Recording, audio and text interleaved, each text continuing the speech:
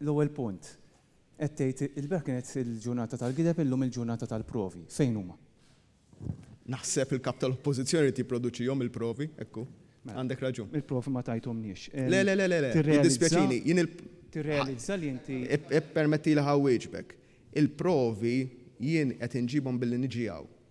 Billi tlabt inkjesta indipendenti mill-maġistrat. Hemm ħadd ieħor li qed jikdeb fil-konfront tiegħi. Min qiegħed il-prova tiegħi hija d-dikjarazzjoni tal-assi tiegħi. Tirrealizza li inti qiegħed għall-ewwel darba fl-istorja ta' dan il-pajjiż Prim Ministru taħt inkjesta maġisterjali ma taħsibx li għandek tirriżenja sakemm tiklirja ismek? Il-kwistjoni kollha li qiegħda taħt inkjesta huma l-allegazzjonijiet li saru li ġew fabbrikati mill-kap tal-oppożizzjoni. Jien jekk hemm il-darba jinstab li l-affarijiet huma dak li qed jingħadu li huma nieħu deċiżjonijiet politiċi tiegħi. Prime Minister, 2 questions.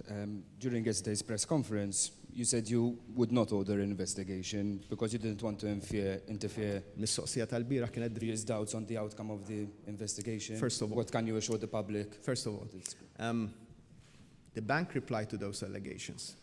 In vista tal-klima li nħolqot, daw l-allegazzjonijiet, dil-inkjesta maġisterjali, protesta nhar il-ħadd, taħseb li huwa żmien opportun li għalfejn il-Pulizija mhux qed tinvestiga, kien hemm mistoqsijiet dwar sar mir-rapport tal-FIU, x'sabet l-FIU, kien hemm xi ħaġa, hemm ukoll mistoqsijiet għalfejn ex-jabiti ma ġietx investigata. Ġej ma taħsibx li dan kollu qed jiġi fueled b'dak li ġara fil-passat b'nuqqas stazzjoni fil-passat. Dak li qed inti fil-fatt jindika kif inħaddem dan il-frame-up. Mistoqsija żgħira, Prim Ministru, jekk jiddispjaċikx minn dak kollu li ġara? Jiddispjaċinu żgur.